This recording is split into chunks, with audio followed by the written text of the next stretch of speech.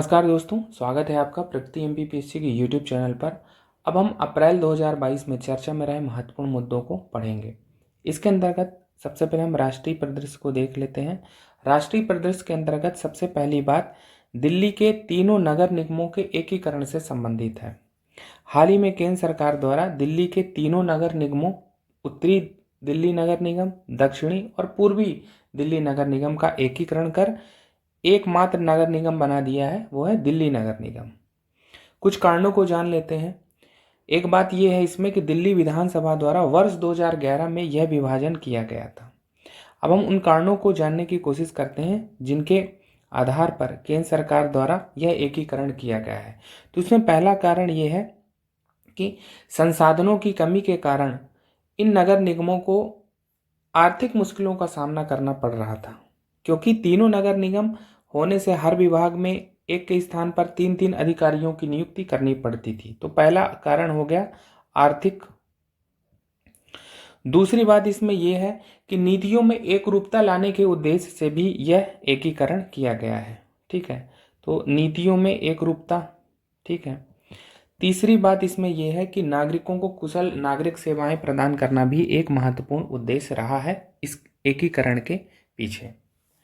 अब इस एकीकरण के लिए केंद्र सरकार द्वारा दिल्ली नगर निगम संशोधन विधेयक 2022 संसद के बजट सत्र में पारित कराया गया और राष्ट्रपति का अनुमोदन 19 अप्रैल 2022 को मिला।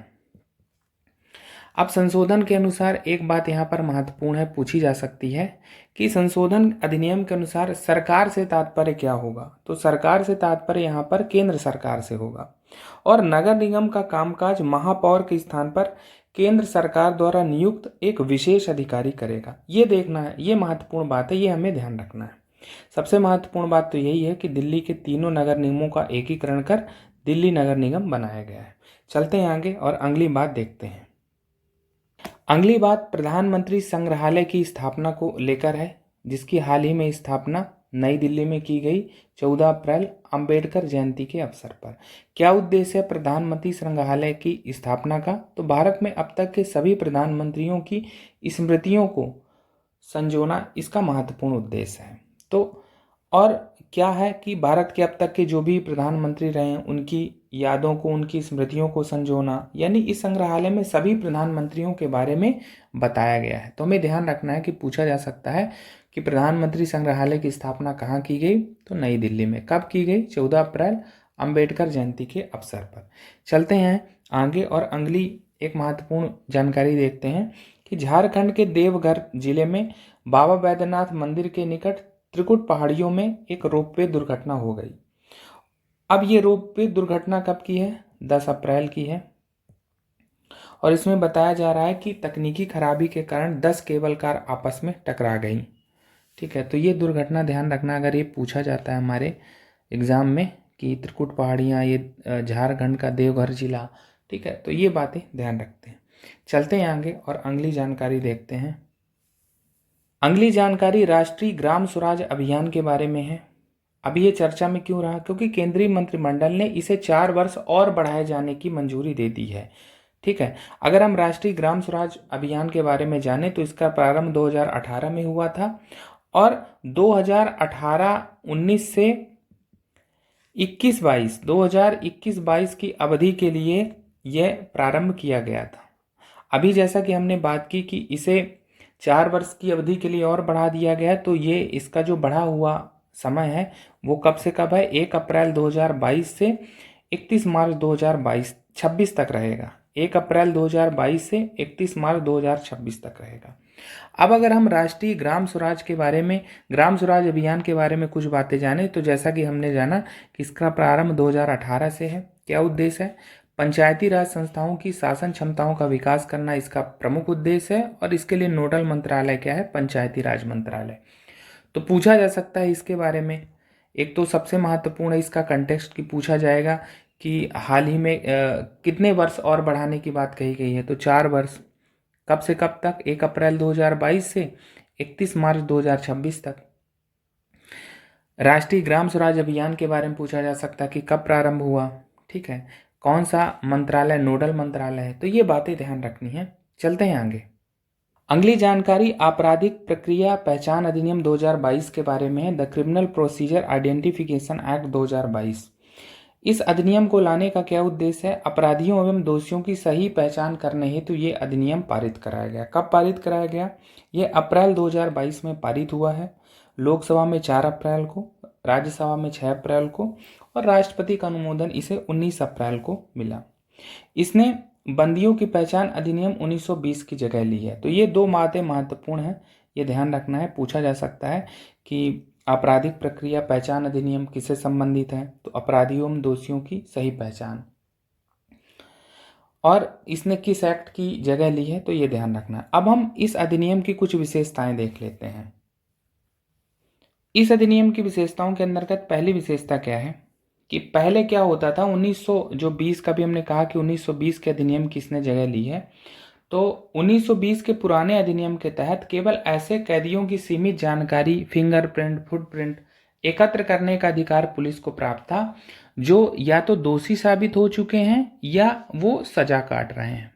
लेकिन इस अधिनियम के द्वारा पुलिस को गिरफ्तार किए गए किसी भी व्यक्ति के शारीरिक एवं जैविक नमूने, बायोलॉजिकल सैंपल लेने का अधिकार मिल जाएगा। तो ये हमें ध्यान रखना है कि पहले तो क्या था कि जिसको सजा हो गई है या जो दोषी पाया गया है उसके ही सैंपल लिए जा सकते थे, लेकिन अभी पुलिस को गिरफ्तार किए गए किसी भी व्यक्ति के सैंपल लेने का अधिकार मिल गया है। अगली बात क्या है? अगली बात यह है कि महिलाओं और बच्चों के विरुद्ध अपराधों के मामलों को अगर छोड़ दें तो जिन मामलों में 7 वर्ष से कम सजा के प्रावधान है तो आरोपी अपने जैविक नमूने, बायोलॉजिकल सैंपल देने से मना कर सकते हैं। तो ये भी ध्यान रखना है, एक महत्वपूर्ण बात है। जो भी डाटा इकट्ठा किया जाएगा अब राष्ट्रीय अपराध रिकॉर्ड ब्यूरो एनसीआरबी के पास रखा जाएगा। यही बात यहाँ पर कही गई कि अधिनियम के तहत संग्रहित किया हुआ समस्त डाटा, आंकड़े, सूचनाएं सब एनसीआरबी के पास रखे जाएंगे। अगली बात इसमें कही गई किसी आरोपी के दोष मुक्त साबित होने पर उसका डाटा नष्ट करने का भी प्रावधान है। तो ये 2-3 बातें इसमें महत्वपूर्ण है, ध्यान रखना है। तो सबसे महत्वपूर्ण बात तो ये है कि आपराधिक प्रक्रिया पहचान अधिनियम के बारे में ये बेसिक इन्फॉर्मेशन आप ध्यान रखें। चलते हैं आगे और अगली जानकारी देखते हैं। अगली जानकारी देश के विभिन्न न्यायालयों में लंबित मामलों से संबंधित है। मार्च 2022 तक देश के विभिन्न न्यायालयों में 4.7 करोड़ से अधिक मामले लंबित हैं। ठीक है, अब ये मार्च 2022 तक का आंकड़ा है। अब कारण क्या बताया गया? कारण, विभिन्न कारण बताए गए हैं और विभिन्न कारणों से न्यायिक प्रक्रिया में शिथिलता के चलते 4.7 करोड़ से अधिक मामले विभिन्न न्यायालयों में लंबित बताए गए हैं। अब अगर हम देखें केवल सुप्रीम कोर्ट में कितने मामले लंबित हैं तो सुप्रीम कोर्ट में 70,154 मामले सुप्रीम कोर्ट में हैं। 25 हाई कोर्ट जो हैं, 25 हाई कोर्ट्स में करीब 58.94 लाख मामले लंबित हैं। उसमें से आप देखेंगे कि लगभग 16.39 लाख आपराधिक मामले हैं। वहीं आप देखेंगे कि 58 में से 42 लाख से अधिक मामले कैसे हैं? सिविल मामले हैं। वहीं अगर आप जिला एवं अधीनस्थ न्यायालयों की बात करेंगे तो वहां पर कितने मामले हैं? लगभग 4.10 करोड़ से अधिक मामले हैं। ठीक, इसमें आप देखेंगे 3.08 करोड़ मामले आपराधिक हैं, वहीं 1.08 करोड़ मामले कैसे हैं? सिविल हैं। तो यहाँ पर बताने की कोशिश ये की जा रही है कि ज़्यादातर मामले आप अगर निष्कर्ष निकालेंगे कि हमने कहा कि 4.70 करोड़ से अधिक मामले लंबित हैं, तो ज़्यादातर मामले आप देखेंगे कि जिला एवं अधीनस्थ न्यायालयों में हैं 4.10 करोड़। फिर 58 लाख के करीब मामले हाई कोर्ट्स में हैं, सभी हाई कोर्ट्स की बात, और सबसे आप देखेंगे कम है। ठीक है, तो ये सीक्वेंस भी आपको ध्यान रखना है। जैसे कभी आपको वैल्यू एडिशन करना, डायरेक्ट प्रश्न पूछा जाए इसकी संभावना कम है, लेकिन आप जब भी न्यायपालिका संबंधित मामले लिख रहे हैं या कि न्याय में देरी, ऐसे कुछ आपके पास निबंध का कोई टॉपिक आता है, कहीं भी कुछ ऐसा चर्चा के संबंध में पूछा जाता है, तो आप ये उदाहरण दे सकते हैं कि अभी देश के विभिन्न न्यायालयों में 4.70 करोड़ से अधिक मामले लंबित है और इनका क्रम ध्यान रख सकते हैं। चलते हैं आगे। अगली बात मेघालय के जीवित जड़ सेतु से संबंधित है। हाल ही में मेघालय के जीवित जड़ सेतु को यूनेस्को ने अपनी विश्व विरासत सूची में शामिल किए जाने हेतु प्रस्तावित किया है। ठीक है, अब हम थोड़ा जीवित जड़ सेतु लिविंग रूट ब्रिजेस के बारे में जान लेते हैं। तो भारत के पूर्वोत्तर राज्य मेघालय के दक्षिणी भाग स्थित जो स्थानीय जनजातियां हैं, जैसे खासी है, गारो है, तो इन जनजातियों के लोगों के द्वारा जीवित वृक्षों की जड़ों व शाखाओं से ये ब्रिजेस बनाए जाते हैं। जड़ों और शाखाओं को एक दूसरे से जोड़कर उससे संबंध करके ये ब्रिज बनाया जाता है। ठीक है, समय के साथ ये पुल और भी मजबूत होते जाते हैं। हालांकि ये ब्रिज आप देखेंगे कि नागालैंड में भी पाए जाते हैं।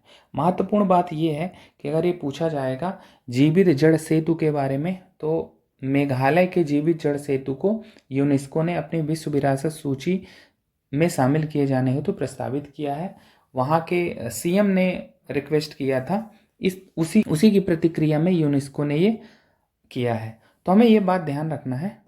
चलते हैं आगे।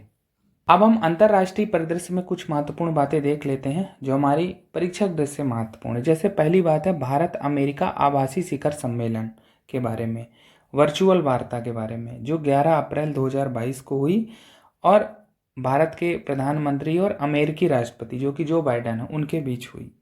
ठीक है, तो बस हमको ध्यान रखना है कि ऐसा आभासी शिखर सम्मेलन अप्रैल में हुआ था, पूछा जा सकता है। अगली बात भारत और अमेरिका के बीच 2+2 वार्ता को लेकर है जो 12 अप्रैल 2022 को संपन्न हुई और इसका आयोजन कहाँ किया गया? वाशिंगटन डीसी, अमेरिका में। ठीक है, अब पिछली 2+2 वार्ता कब हुई थी? अक्टूबर 2020 में, ये थर्ड थी, अभी ये फोर्थ है। ठीक, ये ध्यान रखना है। अब 2+2 वार्ता में हम जानते हैं कि विदेश मंत्री और रक्षा मंत्रियों का ये सम्मेलन है। ठीक है, ये ध्यान रखना है। क्या प्रमुख मुद्दे रहे इस 2+2 वार्ता में? तो भारत अमेरिकी संबंधों पर चर्चा हुई, यूक्रेन रूस जो युद्ध चल रहा है उनकी परिस्थितियों पर चर्चा हुई, अफगानिस्तान में तालिबान शासन है, आतंकी गतिविधियां हैं, तो उससे संबंधित चर्चाएं भारत और अमेरिका के 2+2 वार्ता का प्रमुख हिस्सा रही। तो हमें ध्यान रखना है, सबसे महत्वपूर्ण बात तो यही है कि चौथी 2+2 वार्ता भारत और अमेरिका के बीच कहाँ हुई? वाशिंगटन डीसी में। चलते हैं आगे और अगली खबर देखते हैं। अगली खबर ये है कि रूस को संयुक्त राष्ट्र मानवाधिकार परिषद से निलंबित कर दिया गया है। किसने निलंबित किया है? संयुक्त राष्ट्र संघ द्वारा। क्यों कर दिया गया है? यूक्रेन में मानवाधिकारों के उल्लंघन के आरोप में यह प्रतिक्रिया संयुक्त राष्ट्र संघ द्वारा की गई है। अब यह प्रस्ताव किसके द्वारा लाया गया था? ये बातें ध्यान रखना है बस। तो यह प्रस्ताव अमेरिका द्वारा लाया गया संयुक्त राष्ट्र महासभा में। भारत सहित 58 देशों ने मतदान में भाग नहीं लिया। ये ध्यान रखना कि भारत ने खुद को इसकी वोटिंग से अलग कर लिया और भारत सहित 58 देशों में, लेकिन फिर भी 93-24 से ये प्रस्ताव पारित हो गए, यानी 93 इस प्रस्ताव के पक्ष में वोट पड़े और 24 विपक्ष में पड़े। ठीक है, अब ध्यान रखना एक और बात की यह दूसरा अवसर है जब किसी देश को यूएनएचआरसी से या यूएनएचआरसी की सदस्यता से निलंबित किया गया है। अभी जैसा कि हमने जाना कि रूस को यूएनएचआरसी से निलंबित कर दिया गया। इसके पहले ऐसा कौन सा देश था? इससे पूर्व वर्ष 2011 में लीबिया को यूएनएचआरसी से निलंबित कर दिया गया था। लीबिया के तानाशाह मोहम्मद गद्दाफी की सेना द्वारा प्रदर्शनकारियों के नरसंहार के कारण लीबिया को, ठीक है, यूएनएचआरसी से मानवाधिकारों के उल्लंघन के आरोप में निलंबित कर दिया गया था। अभी कंटेक्स्ट जो महत्वपूर्ण है कि रूस को यूएनएचआरसी संयुक्त राष्ट्र मानवाधिकार परिषद से निलंबित कर दिया गया। कारण क्या है? यूक्रेन में मानवाधिकारों के उल्लंघन के आरोप में, जो यूक्रेन पर हमला रूस द्वारा किया गया है। चलते हैं आगे और अगली जानकारी देखते हैं।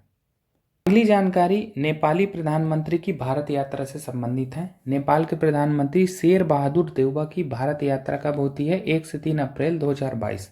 अब उनकी यात्रा में कौन कौन से समझौते हुए, कौन कौन सी चीज़ें प्रमुख रहीं, उनको हम देख लेते हैं। ठीक है, एक चीज़ ये है कि जुलाई 2021 में ही नेपाली प्रधानमंत्री ने शेर बहादुर देउबा ने नेपाल के पीएम का पद संभाला है और उनकी यह पहली ही द्विपक्षीय विदेश यात्रा है। तो ये थोड़ी सी बात है, ध्यान रखना है।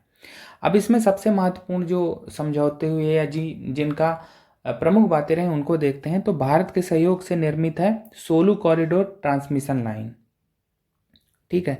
तो उसका ऑनलाइन उद्घाटन किया गया। अब ये 132 kV लाइन है, ठीक है। भारत के सहयोग से निर्मित है, 90 किलोमीटर लंबी है। तो ध्यान रखना कि अगर पूछा जाएगा कि सोलू कॉरिडोर ट्रांसमिशन लाइन का संबंध किस देश से है, ठीक है, तो वो नेपाल और भारत के सहयोग से नेपाल में निर्मित है। और इस अवसर पर जब उन्होंने भारत की यात्रा की तो इसका ऑनलाइन उद्घाटन किया गया। दूसरी बात यह है कि भारत के नेतृत्व वाले अंतर्राष्ट्रीय सौर गठबंधन फ्रेमवर्क समझौते पर हस्ताक्षर करने वाला नेपाल विश्व का 105वां देश बना है। ये ध्यान रखना है, ठीक है। एक और महत्वपूर्ण बात है कि नेपाल के कुर्धा व बिहार के जयनगर स्टेशन के बीच रेलगाड़ी सेवा का ऑनलाइन उद्घाटन किया गया, जो भारत के सहयोग से निर्मित है। नेपाल के कुर्धा और बिहार के जयनगर स्टेशन के बीच, और यह भारत नेपाल के बीच पहली ब्रॉड गेज रेल लाइन है। ब्रॉड गेज की लेंथ क्या होती है? 1.676 मीटर, ठीक। और एक और महत्वपूर्ण बात है कि इसमें कि नेपाल में भारत के रुपे कार्ड की शुरुआत की गई, ऑनलाइन इसका उद्घाटन किया गया। तो ये चीज़ें ध्यान रखना है, अगर एग्जाम में पूछी जा सकती है। ये चीज़ अभी पूछा जा सकता है, ठीक है। इस रेल लाइन के बारे में पूछा जा सकता है। फिर अंतर्राष्ट्रीय सौर गठबंधन फ्रेमवर्क कन्वेंशन पर साइन करने वाला नेपाल कौन सा देश रहा, ठीक है। सोलू कॉरिडोर ट्रांसमिशन लाइन के बारे में पूछा जा सकता है, ठीक है। तो ये चीज़ें हमें ध्यान रखना है। चलते हैं आगे। अगली जानकारी ब्रिटिश प्रधानमंत्री बोरिस जॉनसन की भारत यात्रा से संबंधित है, ठीक है। पीएम के रूप में बोरिस जॉनसन की यह पहली ही भारत यात्रा है। कब हुई है? अप्रैल 2022 में। बस इतना ही ध्यान रखना है। चलते हैं आगे। अगली बात मॉरिशस के प्रधानमंत्री प्रविंद जगन्नाथ की भारत यात्रा से संबंधित है, जो अप्रैल 2022 में हुई। इतना ही ध्यान रखना है। 17 से 24 अप्रैल तक इनका भारत में प्रवास रहा। अगर जैसे अभी पिछले वर्षों 2017 में एक प्रश्न पूछा गया, तो इस तरह पूछा जा सकता है कि ये इन्फॉर्मेशन, तो हमें ध्यान रखना है कि मॉरिशस के पीएम कब आए थे? अप्रैल में आए थे, ठीक है। और कौन है? प्रविंद जगन्नाथ। चलते हैं आगे। अगली बात देखते हैं। अगली बात इमैनुअल मैक्रोन के बारे में है। ये फ्रांस के राष्ट्रपति पुनर्निर्वाचित हुए हैं। ये लगातार इनका दूसरा कार्यकाल है। इमैनुअल 44 वर्षीय हैं। अप्रैल 2022 में ही फ्रांस में चुनाव संपन्न हुए थे और उन्हें पुनर्निर्वाचित किया गया। तो बस ध्यान रखना है कि अगर पूछा जाएगा कि इमैनुअल मैक्रों कौन है, दूसरी चीज़ ये पूछी जा सकती है कि फ्रांस के राष्ट्रपति कौन है वर्तमान में, तो ये चीज़ ध्यान रखनी है। चलते हैं आगे। अगली बात शहबाज शरीफ के बारे में है। शहबाज शरीफ पाकिस्तान के नए प्रधानमंत्री निर्वाचित हुए हैं और ये 23वें प्रधानमंत्री हैं पाकिस्तान के। अगर हम शहबाज शरीफ के बारे में जानें तो ये पूर्व प्रधानमंत्री नवाज शरीफ के छोटे भाई हैं। इनकी पार्टी का नाम क्या है? पाकिस्तान मुस्लिम लीग। नवाज इससे पहले पाकिस्तानी नेशनल असेंबली में विपक्ष के नेता थे, ठीक है, अगस्त 2018 से। अभी हाल ही में ऐसा क्या हुआ कि इनको प्रधानमंत्री चुना गया?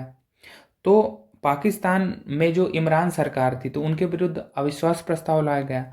और पाकिस्तान के इतिहास में ऐसा पहला अवसर है कि जब किसी प्रधानमंत्री के विरुद्ध अविश्वास प्रस्ताव पारित हुआ और उन्हें हटाया गया हो। तो इमरान खान के विरुद्ध अविश्वास प्रस्ताव पारित हुआ और उन्हें हटा दिया गया और उनकी जगह पर विपक्ष के नेता जो थे शहबाज शरीफ पाकिस्तान के नए पीएम बने और वो 23 में है। तो ये बात ध्यान रखनी है। चलते हैं आगे। अगली बात आंग सान सू की है, जिन्हें भ्रष्टाचार के एक मामले में 5 वर्ष के कारावास की सजा म्यांमार की सुप्रीम कोर्ट ने सुनाया है। अब आंग सान सू की कौन है? ये म्यांमार की पूर्व स्टेट काउंसलर रही हैं, नेशनल लीग फॉर डेमोक्रेसी की नेता, और इन्हें नोबेल शांति पुरस्कार से सम्मानित किया गया था। ज्ञात हो कि म्यांमार की जो निर्वाचित सरकार है उसका तख्ता पलट म्यांमार की सेना ने कर दिया था, ठीक है। और तभी से भ्रष्टाचार के इन पर आरोप है और भ्रष्टाचार के एक मामले में इन्हें 5 वर्ष की सजा सुनाई गई। तो ध्यान रखना, अगर पूछा जाएगा कि आंग सान सू की का संबंध किस देश से है, तो ये म्यांमार की है, ध्यान रखना है। चलते हैं आगे। अगली बात यूरोपीय आयोग की अध्यक्षा उर्सुला वॉन डेर लेयन की भारत यात्रा से संबंधित है, जिन्होंने 24-25 अप्रैल 2022 में भारत यात्रा की। अब भारत यात्रा का इनका क्या उद्देश्य था? तो भारत के साथ आर्थिक संबंधों को विस्तार देना, विभिन्न संबंधित मुद्दों पर भारतीय नेतृत्व के साथ बातचीत करना, ये महत्वपूर्ण मुद्दे थे। एक चीज ये ध्यान रखना है कि यूरोपीय आयोग की अध्यक्षा के रूप में उनकी यह पहली ही भारत यात्रा है और इस अवसर पर यह भारत यात्रा है कि भारत व यूरोपीय आयोग के राजनयिक संबंधों की ये 60वीं वर्षगांठ है और इसी अवसर पर इन्होंने भारत की यात्रा की। सबसे महत्वपूर्ण बात इसमें यह है कि हमें ये जानना कि यूरोपीय आयोग की अध्यक्षा हैं उर्सुला वॉन डेर लेयन। ठीक है, इनके बारे में पूछा जा सकता है, इनकी यात्रा कब हुई। ठीक है, अब कुछ और बातें हैं, ये ध्यान रखना है कि भारतीय पीएम के साथ इन्होंने द्विपक्षीय वार्ता की और Bharat European union 2025 road map के बारे में भी इन्होंने बातें की, उनके कार्यान्वयन की प्रगति की समीक्षा की। अभी ये चीफ गेस्ट भी रही 7वें रायसीना संवाद जो कि भारत द्वारा आयोजित किया जाता है। तो अब इसी क्रम में हम रायसीना संवाद को भी देख लेते हैं। तो रायसीना संवाद है क्या? ये 7वां रायसीना संवाद की हम बात कर रहे हैं। ठीक है, जो अप्रैल 2022 में भारत के नई दिल्ली में आयोजित किया गया। तो रायसीना संवाद महत्वपूर्ण वैश्विक मुद्दों पर विचार विमर्श हेतु भारत द्वारा आयोजित वार्षिक सम्मेलन है और 2016 से प्रतिवर्ष आयोजित किया जाता है। आयोजन अभी 7वें रायसीना संवाद का आयोजन कहाँ हुआ? नई दिल्ली में 25 से 27 अप्रैल 2022। आयोजनकर्ता कौन है? भारत का विदेश मंत्रालय और एक दिल्ली स्थित थिंक टैंक है ऑब्जर्वर रिसर्च फाउंडेशन। अगर प्रश्न पूछा जाएगा कि रायसीना संवाद को कौन आयोजित करता है, तो संयुक्त रूप से आयोजन होता है भारत के विदेश मंत्रालय व दिल्ली स्थित थिंक टैंक है ऑब्जर्वर रिसर्च फाउंडेशन। अब इस बार के सम्मेलन की जो थीम है वो क्या रही है? थीम रही है टेरा नोवा, इम्पेसेंट एंड इम्पेरिल्ड। आप इसे, और जैसा कि अभी हमने बात की कि मुख्य अतिथि कौन थी? उर्सुला वॉन डेर लेयन, ये यूरोपीय आयोग की अध्यक्षा हैं। तो ध्यान रखना है, ऐसे ही महत्वपूर्ण मुद्दे थे इस रायसीना संवाद में बात हुई, जैसे यूक्रेन रूस युद्ध के बारे में, ठीक है, अफगानिस्तान की परिस्थितियों के बारे में, तत्कालीन जो अर्थव्यवस्था उसके बारे में, ये सब महत्वपूर्ण मुद्दे रहे जिन पर इस सम्मेलन में बात हुई। तो हमें ध्यान रखना है, सबसे महत्वपूर्ण बात तो यही है कि रायसीना संवाद भारत द्वारा आयोजित किया जाता है। जैसा कि हमने बात है कि महत्वपूर्ण वैश्विक मुद्दों जो कि भू राजनीति से संबंधित हैं, भू अर्थशास्त्र से संबंधित हैं, जियो पॉलिटिकल, जियो इकोनॉमिक्स, इन मुद्दों पर बात हुई या बात होती है। ठीक है, तो ध्यान रखना है। चलते हैं आगे। भारतीय राष्ट्रपति की तुर्कमेनिस्तान व नीदरलैंड की यात्रा से संबंधित है। भारतीय राष्ट्रपति 1 से 7 अप्रैल तक तुर्कमेनिस्तान व नीदरलैंड की यात्रा पर रहे। तुर्कमेनिस्तान की यात्रा उन्होंने 1 से 4 अप्रैल के बीच की, वहीं 4 से 7 अप्रैल नीदरलैंड की यात्रा की। ठीक है, क्या उद्देश्य था? द्विपक्षीय संबंधों को बढ़ावा देना महत्वपूर्ण उद्देश्य था। अब ध्यान रखना है ये चीज़ें। तुर्कमेनिस्तान की राजधानी आप ध्यान रख लीजिए तो अशगाबाद है, नीदरलैंड की एम्स्टर्डम है। तो ये चीज़, नीदरलैंड एक यूरोपीय देश है, जैसा कि हमने बताया कि इसकी राजधानी क्या है? एम्स्टर्डम है। ऐसे फैक्ट पूछे जा सकते हैं। तुर्कमेनिस्तान एक मध्य एशियाई देश है, इसकी राजधानी क्या? अशगाबाद है। तो ये चीज़ें ध्यान रखनी है। महत्वपूर्ण बात यह है कि भारतीय राष्ट्रपति जो कि श्री रामनाथ कोविंद हैं, अप्रैल 2022 तक की स्थिति में, ठीक है, तो उन्होंने तुर्कमेनिस्तान और नीदरलैंड की यात्रा की कब? अप्रैल 2022 में। चलते हैं आगे। अगली बात लिथुआनिया देश से संबंधित है। लिथुआनिया एक बाल्टिक देश है और लिथुआनिया में भारतीय मिशन की स्थापना करने का केंद्रीय कैबिनेट द्वारा निर्णय लिया गया है। कब? अप्रैल 2022 में। अब भारतीय मिशन क्यों स्थापित किया जा रहा है लिथुआनिया में, इसके पीछे की बात समझ लेते हैं। तो लिथुआनिया के साथ भारत के राजनयिक संबंध 1992 से हैं, लेकिन भारत ने यहाँ कोई भी दूतावास नहीं बनाया है।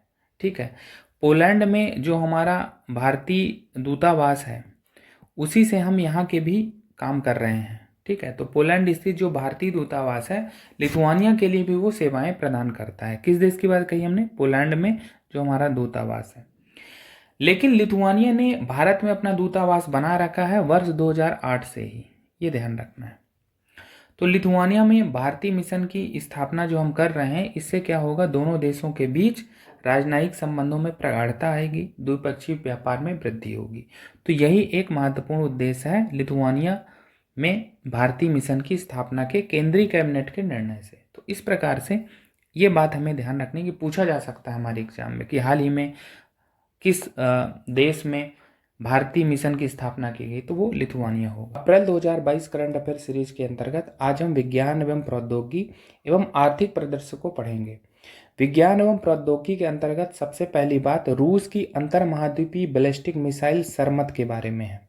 अगर आपसे एग्जाम में पूछा जाएगा कि सरमत क्या है, तो रूस की इंटरकॉन्टिनेंटल बैलिस्टिक मिसाइल है।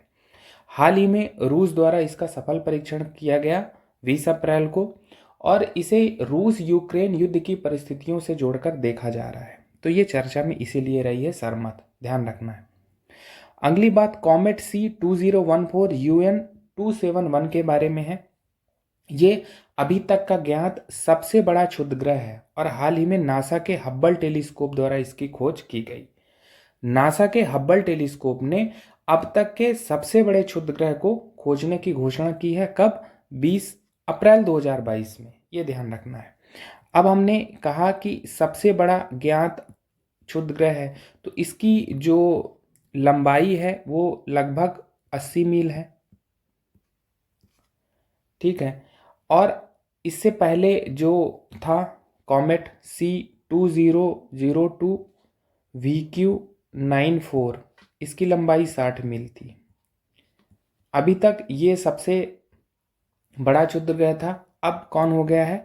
Comet C2014 UN-271। अब इसमें क्या प्रश्न पूछा जा सकता है? इसमें प्रश्न पूछा जा सकता है कि UN-2014 UN-271 ये है क्या? तो ये कॉमेट है, क्षुद्रग्रह है, अभी तक का सबसे बड़ा है। किसने खोजा है? तो नासा के हब्बल टेलीस्कोप ने। तो ये बातें ध्यान रखना है। अब अगली बात देखते हैं। अगली बात न्याकला कथा के बारे में है। ये क्या है? ये एक स्पेस लेजर है जिसे मेगा मेसर भी कहा जाता है। अब मेगा मेसर क्या होता है? दो आकाश गंगाओं के टकराने से मेगा मेसर बनते हैं। जब दो आकाश गंगाएं आपस में टकराती हैं तो इसमें प्रकाश की एक बड़ी किरण निकलती है और इसे ही मेगा मेसर कहा जाता है, स्पेस लेजर। अब ये न्याकला कथा बिग बॉस स्पेस मेजर है, ठीक है। किसने खोजा इसे? दक्षिण अफ्रीका की रेडियो एस्ट्रोनॉमी ऑब्जर्वेटरी के मीरकाट टेलीस्कोप द्वारा इसकी खोज की गई है। और ये विशाल मेगा मेसर किसके द्वारा खोजा गया? मीरकाट टेलीस्कोप द्वारा। तो ये ध्यान रखना है, अगर पूछा जाएगा न्याकला कथा के बारे में तो ये एक स्पेस लेज़र है, इसे मेगा मेसर भी कहते हैं। मेगा मेसर के बारे में हमने पढ़ा कि जब दो आकाशगंगाएं आपस में टकराती हैं तो एक प्रकाश की बड़ी किरण निकलती है और यही स्पेस लेज़र या मेगा मेसर कहा जाता है। आगे देखते हैं अगली इंफॉर्मेशन।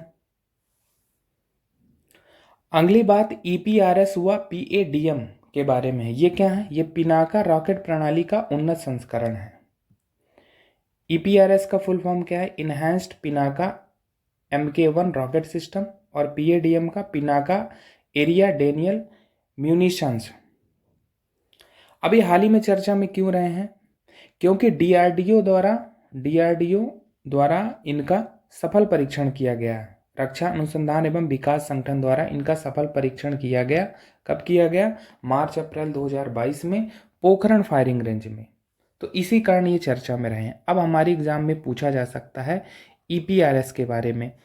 EPRS हुआ PADM के बारे में। तो ध्यान रखना है, पिनाका रॉकेट प्रणाली के उन्नत संस्करण है EPRS हुआ PADM। इनके हमने फुल फॉर्म देख लिए। हमने जाना कि DRDO द्वारा हाल ही में इनका परीक्षण किया गया है, ठीक है। अगली बात हेलिना से संबंधित है। हेलिना क्या है? ये स्वदेश निर्मित एंटी टैंक गाइडेड मिसाइल है। अब हाल ही में हेलिना क्यों चर्चा में रही है? क्योंकि DRDO द्वारा इसका भी परीक्षण किया गया है। कब? 10 व 11 अप्रैल 2022 को। और हेलिना के बारे में एक सबसे महत्वपूर्ण बात यह है कि यह विश्व की सबसे उन्नत एंटी टैंक मिसाइलों में से एक है। तो हमें ध्यान रखना है, अगर हेलिना के बारे में पूछा जाएगा तो वो क्या है? स्वदेश निर्मित है और एंटी टैंक गाइडेड मिसाइल है। अगली बात डोर्नियर 228 के बारे में है। अब डोर्नियर 228 क्या है? स्वदेश निर्मित यात्री विमान है और इसका निर्माण किसने किया है? हिंदुस्तान एरोनॉटिक्स लिमिटेड हॉल द्वारा इसका निर्माण किया गया है। अब हाल ही में चर्चा में ये क्यों रहा? क्योंकि डोर्नियर 228 ने अपनी पहली व्यावसायिक उड़ान भरी है 12 अप्रैल 2022 को। ठीक है, यहाँ पर वही चीज़ लिखी गई है कि इसने असम के डिब्रूगढ़ से अरुणाचल प्रदेश के पासीघाट तक पहली व्यावसायिक उड़ान भरी है और इस उड़ान का संचालन किया गया है एलायंस एयर द्वारा। ठीक है, तो इस प्रकार एलायंस एयर स्वदेशी विमान के जरिए उड़ान सेवा उपलब्ध कराने वाली देश की पहली कंपनी बन गई है। ये हमें ध्यान रखना है। पूछा जा सकता है एलायंस एयर के बारे में। ठीक है, पूछा जा सकता है डोर्नियर 228 के बारे में। एक चीज़ यहाँ पर यह महत्वपूर्ण है कि डोर्नियर 228 का ये 17 सीटों वाला विमान है। डोर्नियर 228 जैसा कि हमने कहा कि यात्री विमान है, तो ये 17 सीटों वाला यात्री विमान है और अभी तक भारतीय सेना द्वारा इसका उपयोग किया जा रहा था। आम नागरिकों के लिए इस उड़ान का संचालन जैसे कि हमने कहा कि एलायंस एयर द्वारा किया गया है। एलायंस एयर क्या है? यह सार्वजनिक क्षेत्र की विमान सेवा कंपनी है। ये चीज़ें हमें ध्यान रखनी है। एक महत्वपूर्ण बात इसमें यह है, जैसा कि अभी हमने जाना कि डोर्नियर 228 का निर्माण हिंदुस्तान एरोनॉटिक्स लिमिटेड द्वारा किया गया है। तो हाल द्वारा डोर्नियर 228 विमानों का निर्माण जर्मन कंपनी के प्रौद्योगिकी हस्तांतरण करार के तहत किया जा रहा है। ये बात ध्यान रखनी है। दूसरी बात यह है कि हॉल से ऐसे 2 विमान लीज पर लेने के लिए एलायंस एयर ने कॉन्ट्रैक्ट किया है। कब? फरवरी 2022 में। इन विमानों के द्वारा पूर्वोत्तर के दुर्गम इलाकों को उड़ानों के जरिए जोड़ने की नागरिक उड्डयन मंत्रालय की योजना है और उसी के तहत आप देखेंगे कि जो पहली व्यावसायिक उड़ान है वो असम के डिब्रूगढ़ से अरुणाचल प्रदेश के पासीघाट तक हुई है। तो ये बातें महत्वपूर्ण हैं, ध्यान रखना है। महत्वपूर्ण बात तो यही है कि डोर्नियर 228 स्वदेश निर्मित यात्री विमान है और जैसा कि हमने पहली व्यावसायिक उड़ान के बारे में जाना और एलायंस एयर के बारे में जाना। ठीक है, चलते हैं आगे। अगली बात वागसीर के बारे में है। वागसीर क्या है? स्कॉर्पियन श्रेणी की छठी व अंतिम पनडुब्बी है। ये ध्यान रखना है। अभी हाल ही में चर्चा में क्यों रही है? क्योंकि वागसीर का जलावतरण किया गया है। ठीक है, कब? 20 अप्रैल 2022 को। अब हम वागसीर के बारे में कुछ बातें जान लेते हैं। जैसे इसका निर्माण किसके द्वारा किया गया? मझगांव डाक लिमिटेड मुंबई के द्वारा प्रोजेक्ट 75 के तहत, और यहाँ पर फ्रांस का सहयोग लिया गया है। पूछा जा सकता है वागसीर के बारे में, इसकी श्रेणी पूछी जा सकती है तो स्कॉर्पियन श्रेणी की है, छठी व अंतिम पनडुब्बी है। निर्माण कौन कर रहा है? तो मझगांव डाक लिमिटेड कर रहा है प्रोजेक्ट 75 के तहत और फ्रांस का सहयोग लिया जा रहा है। ठीक है, फ्रांस की कौन सी कंपनी है? DCNS निर्माण में सहयोग कर रही है।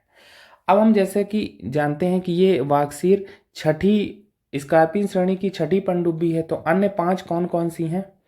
अन्य 5 में है कलवरी है, खांडेरी है, करंज है, वेला है, वागीर है और वागसीर है। इन सभी का जो नामकरण है हिंद महासागर में पाई जाने वाली एक खतरनाक शिकारी मछली के नाम पर किया गया है। तो ये बात भी ध्यान रखना है। अब ये इसका अभी जलावतरण किया गया है और 2023 में ऐसी संभावना व्यक्त की जा रही है कि नौसेना में इसको शामिल किया जाएगा नौसेना को सौंपे जाने की संभावना है। कब? वर्ष 2023 में। तो ये बातें हमें वागसीर पनडुब्बी के बारे में ध्यान रखना है। चलते हैं आगे, अगली बात देखते हैं। अगली बात AX-1 मिशन के बारे में है। AX-1 मिशन किसका मिशन है? एक्जियोम स्पेस का है। एक्जियोम स्पेस क्या है? ये अमेरिका में ह्यूस्टन स्थित एयरो स्पेस फर्म है। तो एक्जियोम स्पेस के मिशन AX-1 के तहत ड्रैगन क्रू में सवार 4 यात्रियों ने स्पेस एक्स के फॉल्कन रॉकेट के जरिए फ्लोरिडा स्थित कैनेडी स्पेस सेंटर से अंतरराष्ट्रीय अंतरिक्ष स्टेशन के लिए उड़ान भरी है। यानी एक्जियोम स्पेस मिशन अंतरराष्ट्रीय अंतरिक्ष स्टेशन ले जाने के लिए है। किसके द्वारा ले जाया गया? जैसा कि अभी हमने यहाँ पढ़ा कि स्पेस एक्स के फॉल्कन रॉकेट के जरिए 4 यात्रियों को ले जाया गया और इस प्रकार एक्सियोम मिशन का यह पहला ही अंतरिक्ष मिशन था और साथ ही अंतर्राष्ट्रीय अंतरिक्ष स्टेशन इंटरनेशनल स्पेस स्टेशन के लिए भी यह पूर्णतः पहली निजी उड़ान थी। तो ध्यान रखना, अगर पूछा जाएगा कि पूर्णतः पहली निजी उड़ान किस मिशन के तहत की गई, तो वो एक्सियोम मिशन है, स्पेस एक्स के फॉल्कन रॉकेट के जरिए की गई। तो ये बातें हमें ध्यान रखनी है। अब इससे अगर मुख्य परीक्षा में आपको कुछ लिखना हो कि इससे क्या फ़ायदा होगा, तो स्पेस टूरिज्म को बढ़ावा मिलेगा। ठीक है, तो ये बातें ध्यान रखनी है। एक्सियोम मिशन 1 के बारे में पूछा जा सकता है। तो एक्सियोम स्पेस का एक मिशन है। किस लिए मिशन है, क्या उद्देश्य है?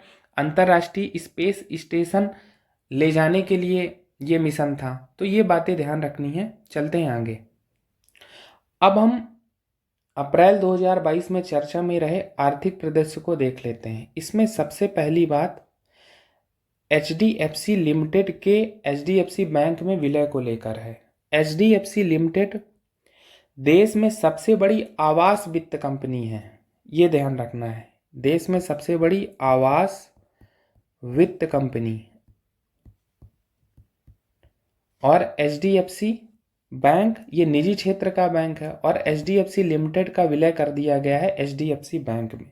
तो इस विलय के बाद HDFC बैंक की गणना विश्व के सबसे बड़े बैंकों में से होगी, ये ध्यान रखना है। अगर पूछा जाएगा कि हाल ही में HDFC लिमिटेड का विलय किसमें किया गया है, तो HDFC बैंक में किया गया है। HDFC लिमिटेड क्या है, जैसा कि हमने जाना कि देश में सबसे बड़ी आवास वित्त कंपनी है। अगली बात देखते हैं इसमें। अगली बात फोर्ब्स की 36वीं वार्षिक सूची के बारे में है, जो अप्रैल 2022 में जारी की गई। फोर्ब्स क्या है?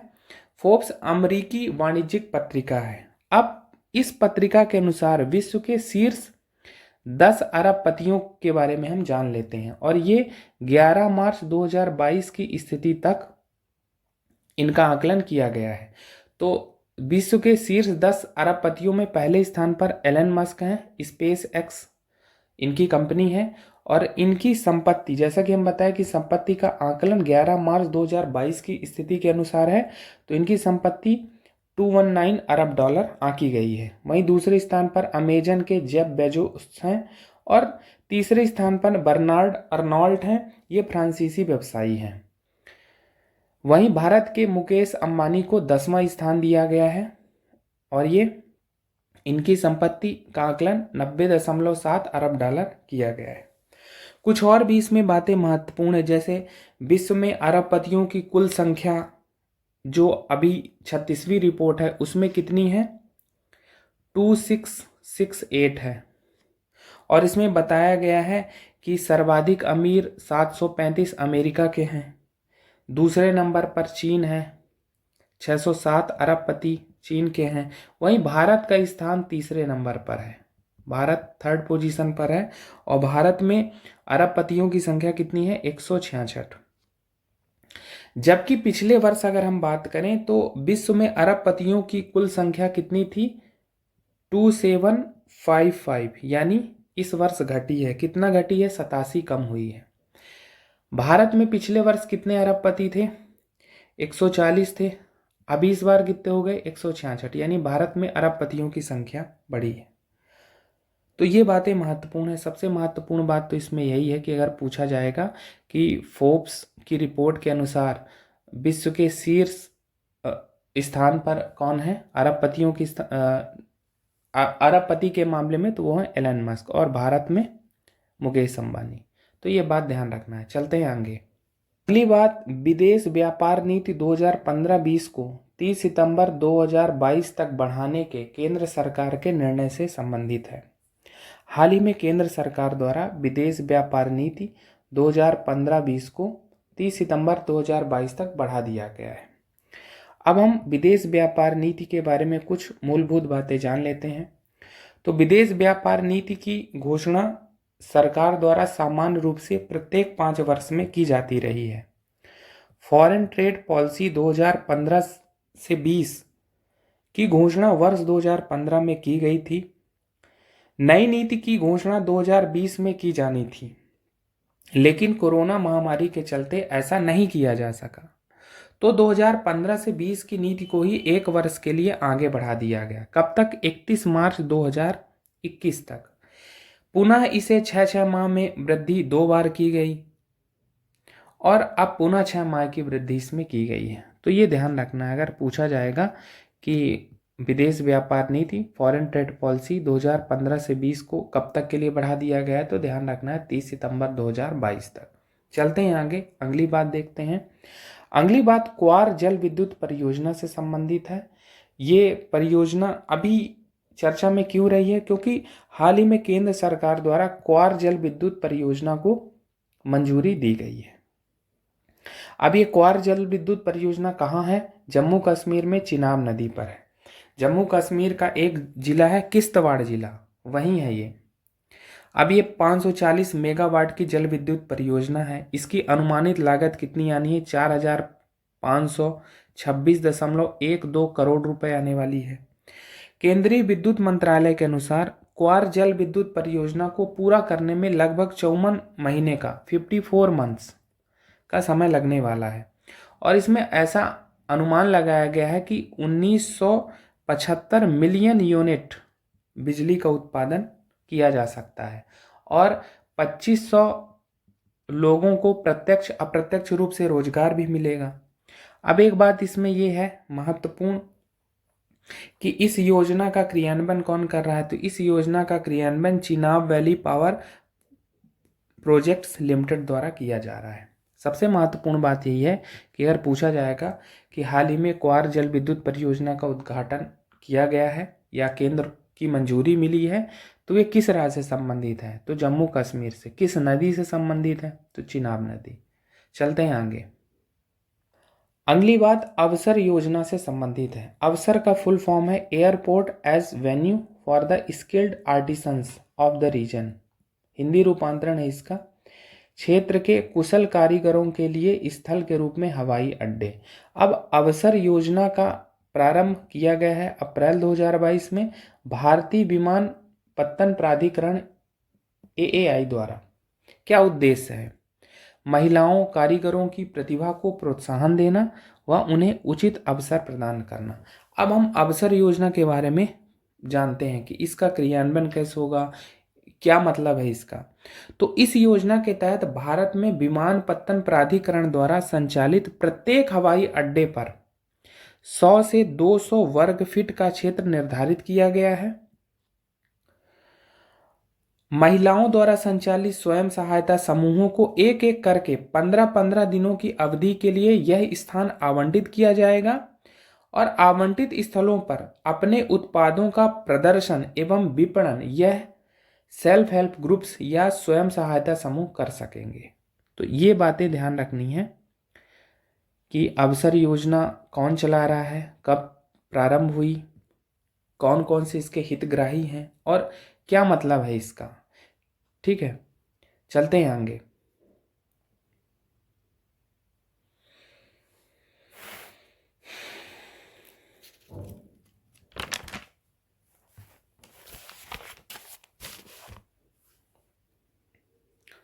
अगली बात स्वनिधि से समृद्धि योजना से संबंधित है।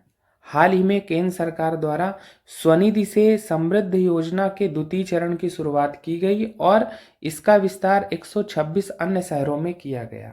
स्वनिधि से समृद्धि योजना के बारे में जान लेते हैं। तो इसका प्रारंभ 4 जनवरी 2021 को किया गया था और यह स्वनिधि योजना की एक अतिरिक्त योजना के रूप में प्रारंभ की गई। क्या उद्देश्य था? इसके तहत रेहड़ी पटरी स्ट्रीट वेंडर्स पर काम करने वाले लोगों व उनके परिवारों को सामाजिक सुरक्षा प्रदान की जाती है। कैसे? PM जीवन ज्योति योजना, PM सुरक्षा बीमा योजना व PM श्रमयोगी मानधन योजना आदि के माध्यम से लगभग 35 लाख स्ट्रीट वेंडर्स को सामाजिक सुरक्षा उपलब्ध कराए जाने की बात इसमें कही गई है। तो ये बातें हमें ध्यान रखनी है स्वनिधि से समृद्धि योजना के बारे में। जैसा कि हमने बताया कि इसकी शुरुआत 4 जनवरी 2021 को हुई है और पहले चरण की सफलता को देखते हुए ही दूसरा चरण लाया गया है और इसका विस्तार 126 अन्य शहरों में किया गया है। तो स्वनिधि योजना के बारे में जान लेते हैं। तो स्वनिधि योजना का मतलब है, क्या फुल फॉर्म है? स्ट्रीट वेंडर्स आत्मनिर्भर निधि, इसका ये फुल फॉर्म है। इसका प्रारंभ कब हुआ है? 1 जून 2020 को। और नोडल मंत्रालय कौन है? आवास एवं शहरी मामलों का मंत्रालय,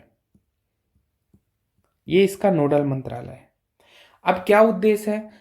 इसका उद्देश्य है कि सड़क के किनारे फल, सब्जियां व अन्य उत्पाद बेचने वाले रेहड़ी पटरी वालों को कम ब्याज दर पर व आसान शर्तों पर पूंजी ऋण उपलब्ध कराना।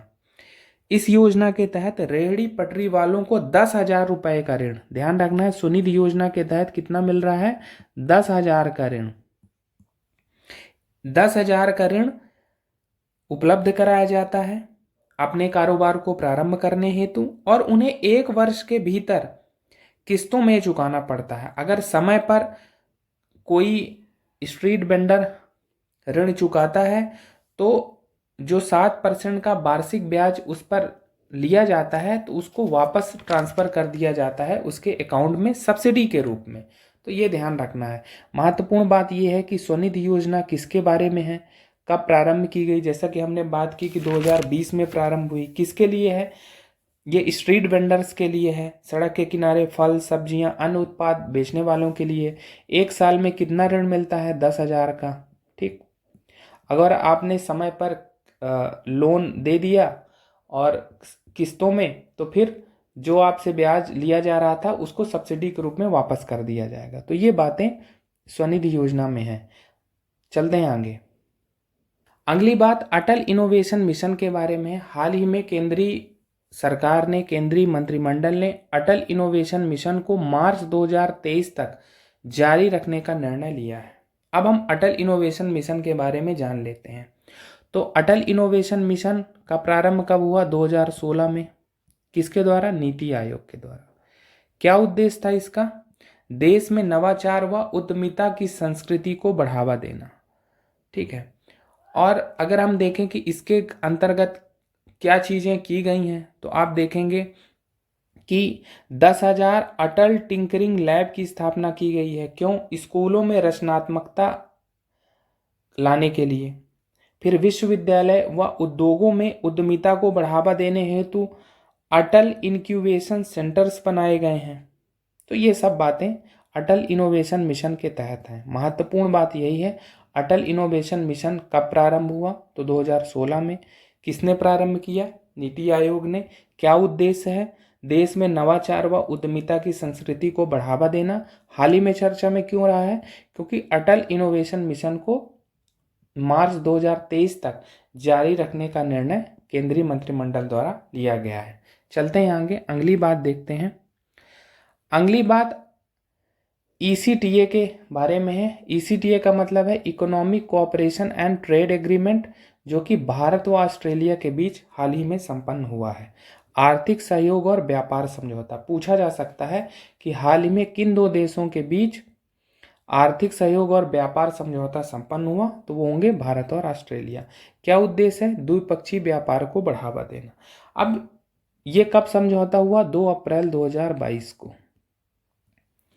अब इस समझौते से क्या बातें निकल कर आ रही हैं उन्हें देख लेते हैं। जैसे भारत से ऑस्ट्रेलिया को निर्यात किए जाने वाले लगभग 96% उत्पादों को शुल्क मुक्त किए जाने की बात कही गई है। एक बात अगर हम ये देखें कि भारत से ऑस्ट्रेलिया को क्या चीज़ें निर्यात होती हैं, तो उसमें है इंजीनियरिंग उत्पाद, रसायन, रत्न एवं आभूषण, ठीक है, चमड़ा, ये सब चीज़ें हैं। और ऑस्ट्रेलिया में इन वस्तुओं पर 4 से 5% का आयात शुल्क लगाया जाता है। तो इस समझौते में यही बात कही गई है कि भारत से ऑस्ट्रेलिया को जो वस्तुएं निर्यात होती हैं, अब 96% उत्पादों को शुल्क मुक्त कर दिया जाएगा। अगली बात इस समझौते के तहत यह है कि भारत ऑस्ट्रेलिया के लगभग 85% निर्यातों को शुल्क मुक्त करेगा। ऑस्ट्रेलिया कितना करेगा? 96% उत्पादों को, और भारत 85%। भारत क्या क्या आयात करता है? कोयला, खनिज, भेड़ की ऊन, ये सब चीज़ें आयात करता है। अब इसमें महत्वपूर्ण बात तो यही है कि हम ये जाने कि भारत और ऑस्ट्रेलिया के बीच जो द्विपक्षीय व्यापार को बढ़ावा देने के लिए समझौता हुआ है उसका नाम है आर्थिक सहयोग और व्यापार समझौता। तो ये बातें ध्यान रखनी है। एक बात और इसमें महत्वपूर्ण हो सकती है कि भारत के लिए जो ऑस्ट्रेलिया है वो 7वां सबसे बड़ा व्यापार साझेदार है, जबकि ऑस्ट्रेलिया के लिए भारत 9वां। ये बातें भी ध्यान रखना है। और भारत और ऑस्ट्रेलिया के बीच अगर हम द्विपक्षीय व्यापार की बात करें तो कितना है, लगभग 27 अरब डॉलर का है। और इस समझौते के बाद ये उम्मीद लगाई जा रही है कि इसको 50 से 100 अरब डॉलर तक किया जाएगा। चलते हैं आगे, अगली बात देखते हैं। अगली बात पवन हंस के विनिवेश से संबंधित है। पवन हंस क्या है? हेलीकॉप्टर सेवा प्रदान करने वाली सार्वजनिक क्षेत्र की कंपनी है। तो पवन हंस के विनिवेश का सरकार ने निर्णय लिया है। अब अगर हम पवन हंस में सरकार की हिस्सेदारी देखें तो पवन हंस में 51% सरकार की हिस्सेदारी, वहीं 49% हिस्सेदारी ओएनजीसी की है। और यहाँ पर सरकार 51% सरकार की हिस्सेदारी, और इसी हिस्सेदारी को बेचने की बात कही जा रही है। किसको बेचा जा रहा है? निजी क्षेत्र की कंपनी है स्टार 9 मोबिलिटी। अप्रैल 2022 में ये करार हो गया है। कितने में? 211.14 करोड़ में बोली लगाई गई है। तो ये बात ध्यान रखनी है कि अगर पूछा जाएगा पवन हंस के बारे में तो पवन हंस क्या है? हेलीकॉप्टर सेवा प्रदान करने वाली सार्वजनिक क्षेत्र की कंपनी। हाल ही में चर्चा में क्यों रही है? क्योंकि सरकार ने इसके विनिवेश का निर्णय लिया है। ये बात ध्यान रखनी है। चलते हैं आगे। अगली बात, रूस यूक्रेन युद्ध की परिस्थितियों के चलते विभिन्न संगठनों ने जीडीपी वृद्धि के पूर्वानुमान में परिवर्तन किया है। अभी इस बार की प्रारंभिक परीक्षा में किस संगठन ने कितनी ग्रोथ रेट भारत की बताई है, इससे संबंधित प्रश्न पूछा गया था। तो उन्हीं की दृष्टि से ये महत्वपूर्ण है। ये हमारे एग्जाम में फिर से पूछा जा सकता है। ये लगभग उसी रूप का प्रश्न है। तो रूस यूक्रेन युद्ध की परिस्थितियों के चलते विभिन्न संगठन है, जैसे विश्व व्यापार संगठन है, एशियन डेवलपमेंट बैंक है, अंतर्राष्ट्रीय मुद्रा कोष IMF है, इन सब ने अपनी जीडीपी ग्रोथ के पूर्वानुमान को घटा दिया है। तो युद्ध के परिणाम स्वरूप सप्लाई चेन में उत्पन्न हुई रुकावट, खनिज तेल की बढ़ती कीमतें, कच्चे माल की आपूर्ति में कमी के चलते उत्पादन में गिरावट, ये सब कारण हैं जो वैश्विक व्यापार व वृद्धि में प्रतिकूल प्रभाव डाल रहे हैं। और इन्हीं के चलते इन विभिन्न संगठनों ने ऐसा कदम उठाया है। अब हम देख लेते हैं कि विश्व व्यापार संगठन WTO वैश्विक व्यापार में वृद्धि का क्या पूर्वानुमान लगाया गया है। तो अप्रैल 2022 में WTO द्वारा एक रिपोर्ट जारी की गई और उसमें उसने वैश्विक व्यापार में वृद्धि का 2022 में अनुमान लगाया है 3%। पहले ये अनुमान 4.7% था। वहीं 2023 के लिए 3.4%, यहाँ गलती से 4 लिख गया है, 3.4% लगाया गया है।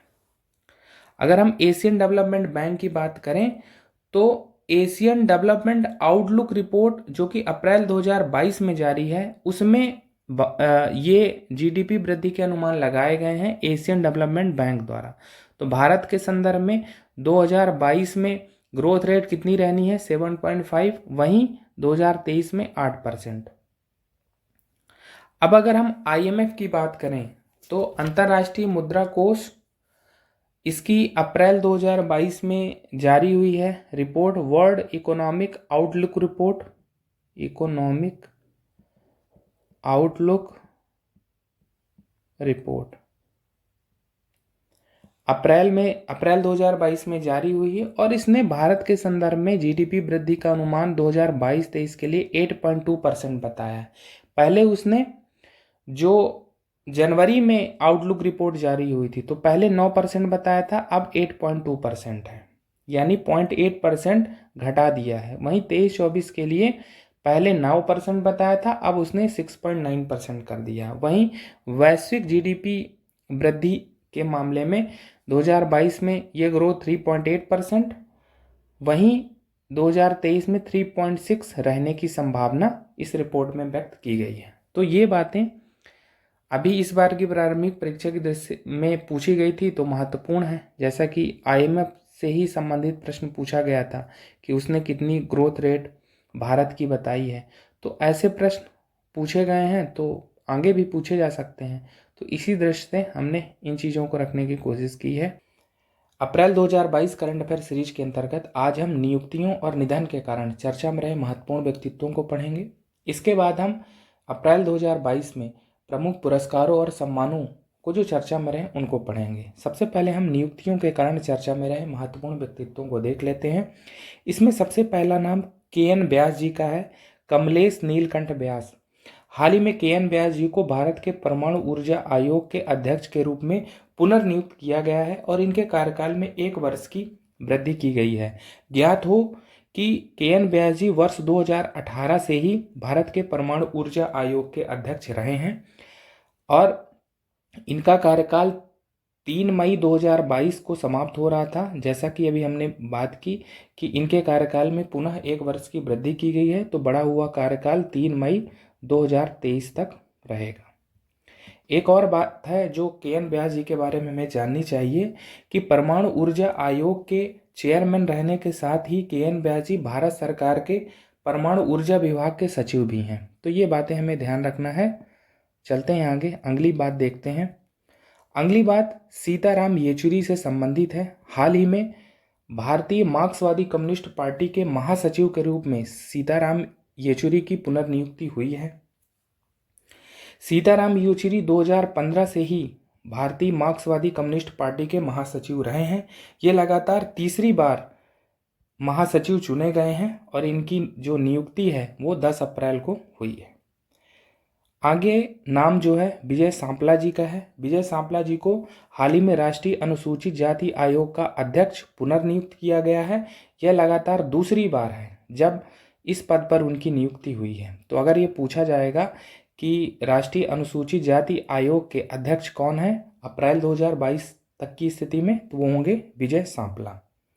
अगला नाम सुमन कुमार बेरी जी का है, जिन्हें हाल ही में नीति आयोग का उपाध्यक्ष बनाया गया है। ज्ञात हो कि नीति आयोग का अध्यक्ष पीएम होता है, प्रधानमंत्री होता है।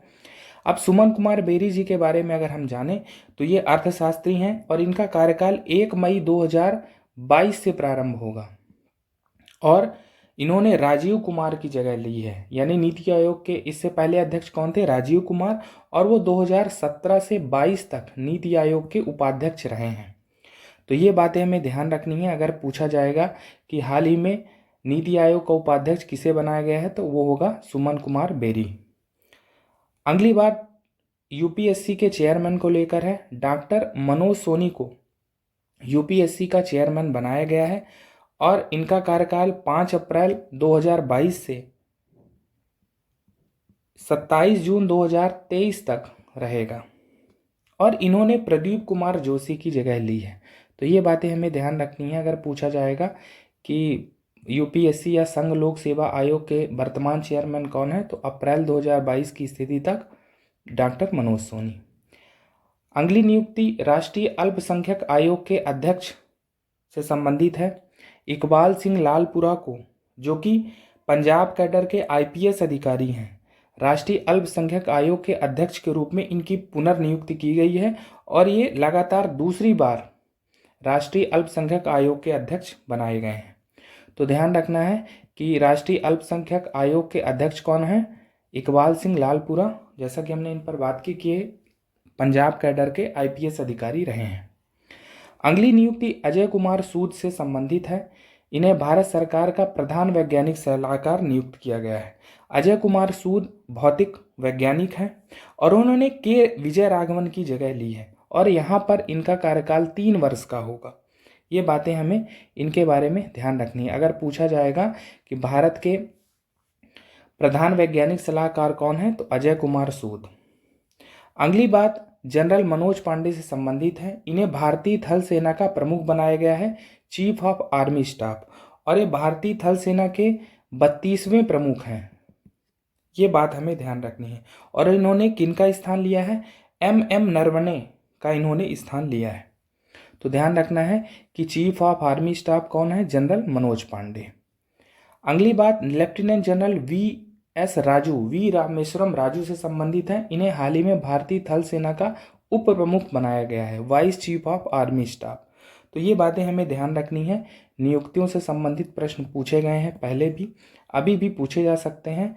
तो ये नाम हमें ध्यान रखना है, किस पद पर किसकी नियुक्ति हुई है, ये बातें ध्यान रखनी है। चलते हैं आगे। अब हम निधन के कारण चर्चा में रहे महत्वपूर्ण व्यक्तित्वों को देख लेते हैं। इसमें पहला नाम कर्नल किरोड़ी सिंह बैंसला का है। ये गुर्जर गांधी के रूप में लोकप्रिय हैं। 31 मार्च 2022 को इनका निधन हो गया। अब कर्नल किरोड़ी सिंह बैंसला पहले सेना में थे और राजस्थान में गुर्जर आरक्षण समिति संघर्ष समिति के नेता भी रहे हैं। गुर्जर आरक्षण आंदोलन के प्रणेता भी ये माने जाते हैं। तो अगर पूछा जाएगा कर्नल किरोड़ी सिंह बैंसला के बारे में, तो हमें ये बातें ध्यान रखना है कि हाल ही में इनका निधन हो गया। निधन के बाद कारण ही ये चर्चा में रहे। गुर्जर गांधी के रूप में ये लोकप्रिय रहे हैं और राजस्थान में गुर्जर आरक्षण संघर्ष समिति के नेता रहे हैं। अगला नाम तातिनेनी रामाराव टी रामाराव का है। ये हिंदी व तमिल फिल्मों में प्रसिद्ध निर्माता निर्देशक के रूप में लोकप्रिय रहे और 20 अप्रैल को इनका निधन हो गया। तातिनेनी रामाराव के बारे में हमें ये बातें ध्यान रखनी है। अगर पूछा जाएगा कि किस क्षेत्र से इनका संबंध रहा है, तो ये फिल्मों में निर्माता निर्देशक के रूप में लोकप्रिय रहे। अगला नाम बीना पानी मोहंती जी का है। ये उड़िया साहित्यकार एवं शिक्षाविद रही हैं। 24 अप्रैल को इनका निधन हो गया। बीना पानी मोहंती जी के बारे में ध्यान रखना है कि 1990 में इन्हें साहित्य अकादमी पुरस्कार मिला। वहीं 2020 में इन्हें पद्मश्री सम्मान से सम्मानित किया गया। तो अगर पूछा जाएगा कि बीना पानी मोहंती जी का संबंध किस क्षेत्र से रहा, तो ये साहित्य के क्षेत्र से संबंधित रही हैं, शिक्षाविद रही हैं। ये बातें हमें ध्यान रखनी है। आगे देखते हैं। अगला नाम एल्विरा ब्रिटो का है। ये भारतीय महिला हॉकी टीम की पूर्व कप्तान रही हैं और 26 अप्रैल को 2022 को इनका निधन हो गया। एल्विरा ब्रिटो, जैसा कि हमने कहा कि ये पूर्व भारतीय महिला हॉकी टीम की कप्तान रही हैं और 1966 में इन्हें अर्जुन पुरस्कार से सम्मानित किया गया। तो ये बातें महत्वपूर्ण है, ध्यान रखना है। निधन के कारण जो भी व्यक्तित्व चर्चा में रहे, एक बार हमें पढ़ जरूर लेना है। चलते हैं आगे। अब हम अप्रैल 2022 में चर्चा में रहे पुरस्कार और सम्मान को देख लेते हैं। इसमें सबसे पहली बात 31वें सरस्वती सम्मान को लेकर है, जो रामदरस मिश्र, प्रोफेसर रामदरस मिश्र जी को मिला। अब प्रोफेसर रामदरस मिश्र जी हिंदी भाषा के प्रसिद्ध कवि एवं साहित्यकार रहे हैं और उनकी कविता संग्रह है मैं तो यहाँ हूँ के लिए उन्हें सम्मानित किया गया। अब हम कुछ बातें सरस्वती सम्मान के बारे में जान लेते हैं जो हमारी परीक्षा की दृष्टि से महत्वपूर्ण है। जैसे सरस्वती सम्मान की स्थापना 1991 में की गई।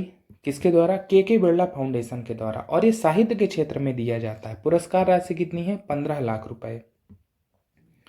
संविधान की 8वीं अनुसूची में शामिल किसी भाषा हेतु विगत 10 वर्षों में प्रकाशित किसी उत्कृष्ट रचना हेतु यह दिया जाता रहा है। ऐसा पहला सम्मान वर्ष 1991 में हरिवंश राय बच्चन जी को दिया गया था। कुछ और बातें हैं, जैसे साहित्य के क्षेत्र में 2 अन्य और पुरस्कार है जो के बिरला फाउंडेशन द्वारा दिया जाता है। जैसा कि हमने अभी जाना कि सरस्वती सम्मान भी के बिरला फाउंडेशन द्वारा स्थापित किया गया है। 2 और पुरस्कार है जो के बिरला फाउंडेशन देता है। एक तो है बिहारी पुरस्कार, दूसरा है व्यास सम्मान। एक तो बिहारी पुरस्कार 2021 आप देखेंगे यहाँ पर, बिहारी पुरस्कार 2021 ये भी 31वां है। ये मधु कांकरिया को दिया गया है। 2018 में प्रकाशित उपन्यास है हम यहाँ थे के लिए। तो ये बातें हमें ध्यान रखनी है। अब बिहारी पुरस्कार राजस्थान के किसी साहित्यकार को विगत 10 वर्षों में पहली बार हिंदी या राजस्थानी में प्रकाशित उत्कृष्ट रचना के लिए दिया जाता है। और यहाँ पर पुरस्कार राशि कितनी है? बिहारी पुरस्कार के लिए पुरस्कार राशि कितनी है? 2.5 लाख रुपए। यहाँ पर हमने देखा थी कि 15 लाख रुपए है, ठीक है। और ये किसी, हमने अभी समझा कि ये किसी राजस्थान के किसी साहित्यकार को दिया जाएगा, या तो उसकी रचना हिंदी में होनी चाहिए या राजस्थानी में होनी चाहिए। एक और सम्मान के बारे में हमने जाना कि के बिरला फाउंडेशन देता है, वो है व्यास सम्मान। तो व्यास सम्मान में पुरस्कार राशि कितनी है? व्यास सम्मान में पुरस्कार राशि 4 लाख रुपए है और यह किसी भारतीय साहित्यकार को विगत 10 वर्षों में हिंदी में पहली बार प्रकाशित किसी उत्कृष्ट रचना के लिए दिया जाता है। तो ये बातें हैं के बिरला फाउंडेशन द्वारा स्थापित सरस्वती सम्मान, बिहारी पुरस्कार व व्यास सम्मान के बारे में। सबसे महत्वपूर्ण बातें तो हमें यही ध्यान रखनी है कि जो 31वां सरस्वती सम्मान है वो प्रोफेसर रामदरस मिश्र जी को मिला है और उनकी कविता संग्रह है मैं तो यहाँ हूँ के लिए। 31वां बिहारी पुरस्कार मिला है मधु कांकरिया जी को, ये भी राजस्थान की हैं और इनका जो 2018 में उपन्यास प्रकाशित हुआ था हम यहाँ थे उसके लिए दिया गया है। और ये दोनों ही पुरस्कार हमने बातें की कि के बिरला फाउंडेशन के द्वारा दिए जाते हैं। तो ये बातें हमें ध्यान रखनी है, इनके बारे में चलते हैं आगे।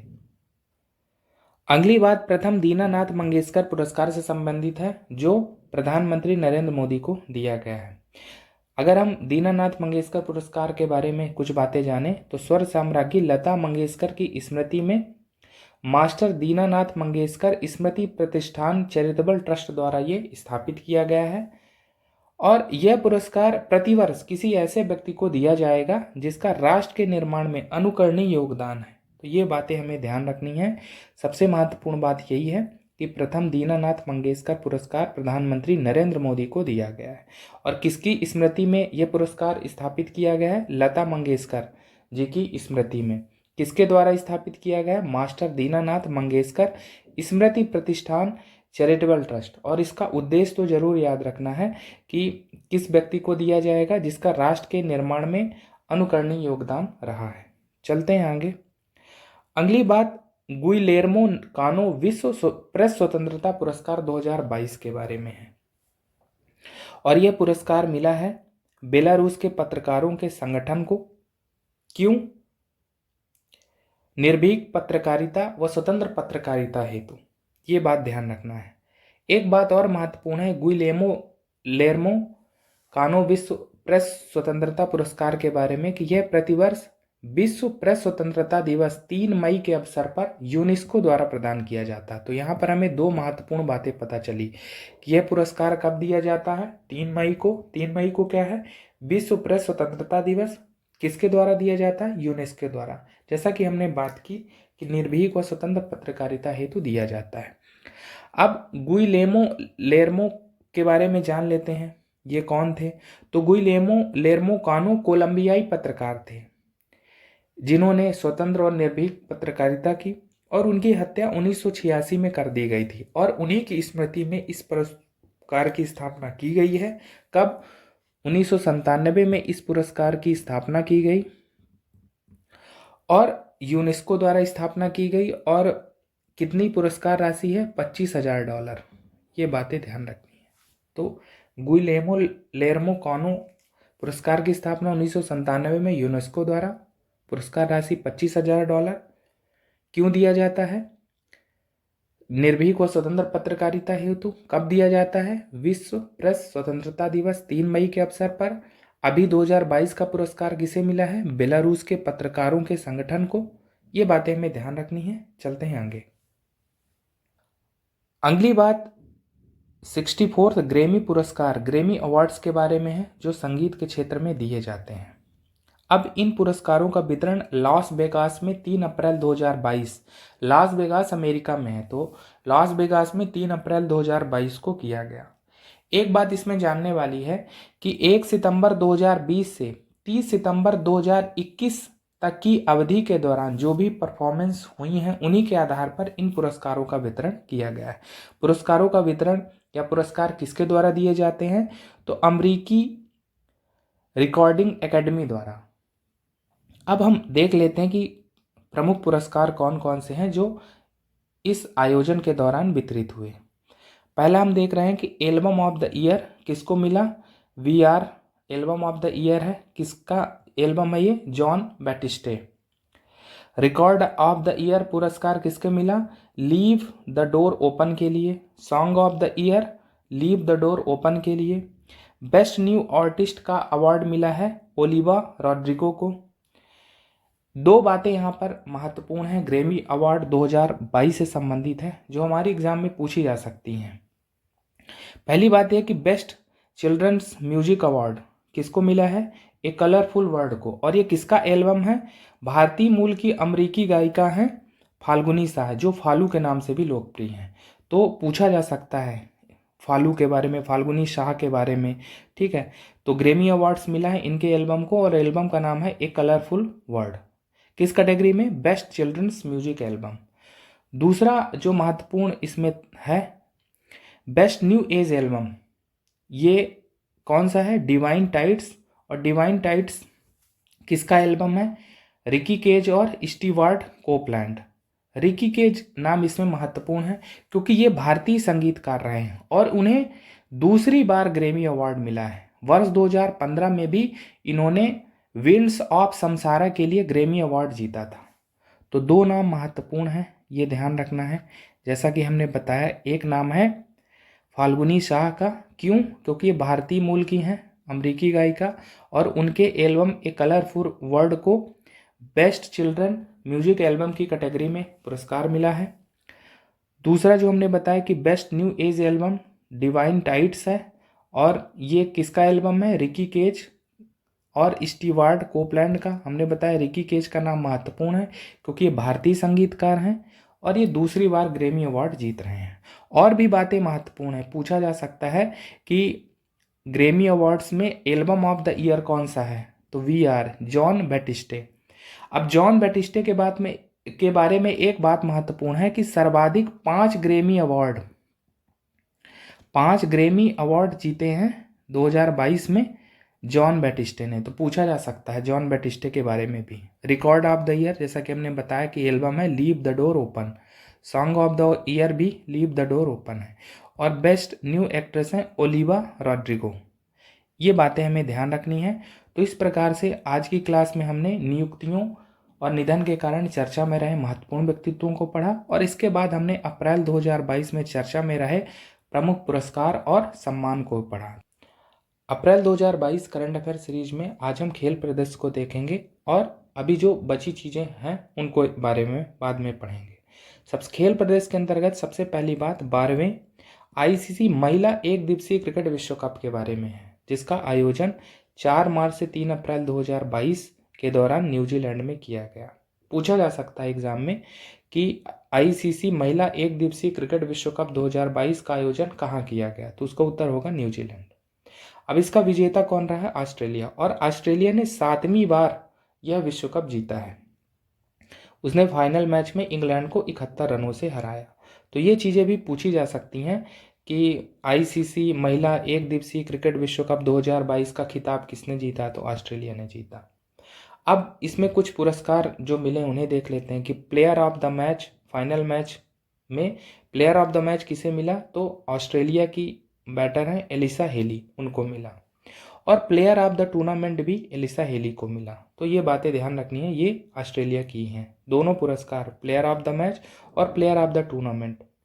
और जैसा कि हमने बात की कि ये खिताब किसने जीता है? ऑस्ट्रेलियाई टीम ने जीता है, और 7वीं बार ये विजेता बना है। तो हमें ध्यान रखना है आईसीसी महिला एक दिवसीय क्रिकेट विश्व कप 2022 के बारे में।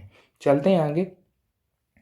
अगली बात इंडियन सुपर लीग सीजन 8 2021-22 के बारे में, जिसका आयोजन 19 नवंबर 2021 से 20 मार्च 2022 तक हुआ, और इसका विजेता रहा हैदराबाद एफसी। इसने केरला ब्लास्टर्स को हराया, और यह हैदराबाद का पहला ही खिताब है, ये ध्यान रखना है। पूछा जाएगा इंडियन सुपर लीग सीजन 8 किसने जीता? जो 2021-22 में आयोजित किया गया था, वो हैदराबाद एफसी ने जीता। चलते हैं आगे और अगली बात देखते हैं। अगली बात WSF विश्व युगल squash championship, WSF world doubles squash championship 2022 के बारे में है। यहाँ पर WSF का मतलब है वर्ल्ड स्क्वैश फेडरेशन से है, और इसका आयोजन कहाँ किया गया? ग्लासगो स्कॉटलैंड में किया गया अप्रैल 2022 में। इसमें जो बातें महत्वपूर्ण हैं हमारी परीक्षा की दृष्टि से वही पढ़ने की हम कोशिश कर रहे हैं। इसमें सबसे महत्वपूर्ण बात यह है कि भारत ने यहाँ 2 स्वर्ण पदक जीते, एक महिला युगल श्रेणी में और दूसरा मिश्रित युगल की श्रेणी में। तो महिला युगल जोड़ी कौन सी थी? दीपिका पल्लिकल व ज्योत्सना चिनप्पा की। मिश्रित युगल की जोड़ी कौन सी थी? दीपिका पल्लिकल व सौरभ घोषाल की। इन दोनों ही श्रेणियों में भारत ने 2 स्वर्ण पदक जीते हैं। तो पूछा जा सकता है इन खिलाड़ियों के बारे में कि दीपिका पल्लीकल व ज्योत्सना चिनप्पा किस खेल से संबंधित हैं? दीपिका पल्लीकल व सौरभ घोषाल किस खेल से संबंधित हैं? फिर यहाँ पर और क्या प्रश्न बन सकते हैं कि WSF विश्व युगल स्क्वैश चैंपियनशिप 2022 का आयोजन कहाँ हुआ? तो ग्लासगो, स्कॉटलैंड। तो ये बातें महत्वपूर्ण है हमारी परीक्षा की दृष्टि से। चलते हैं आगे, अगली बात देखते हैं। अगली बात 35वीं एशियाई कुश्ती चैंपियनशिप 2022 के बारे में है, जिसका आयोजन उलान बटोर मंगोलिया में किया गया। कब से कब तक? 19 से 24 अप्रैल 2022 तक। अब हम पदक तालिका में देख लेते हैं कि भारत का क्या स्थान रहा। पहला स्थान किस देश का रहा? तो 35वीं एशियाई कुश्ती चैंपियनशिप 2022 में पदक तालिका में पहला स्थान जापान का रहा। जापान ने 21 पदक अर्जित किए, जिसमें 10 स्वर्ण, 2 रजत और 9 कांस्य हैं। वहीं दूसरा स्थान ईरान का रहा और तीसरा कजाकिस्तान का रहा। भारत का स्थान 5वां रहा। इसने भारत ने 17 पदक अर्जित किए, जिसमें 1 स्वर्ण है, 5 रजत है और 11 कांस्य पदक है। जो 1 स्वर्ण पदक आया है भारत का, उसके विजेता कौन है? रवि कुमार दाहिया। तो ये बातें महत्वपूर्ण हैं एशियाई कुश्ती चैंपियनशिप 2022 के बारे में। कहाँ आयोजन हुआ इसका? उलान बटोर मंगोलिया में हुआ। भारत का क्या स्थान रहा? पदक तालिका में प्रथम स्थान पर कौन रहा? तो जापान। ये बातें ध्यान रखनी हमें।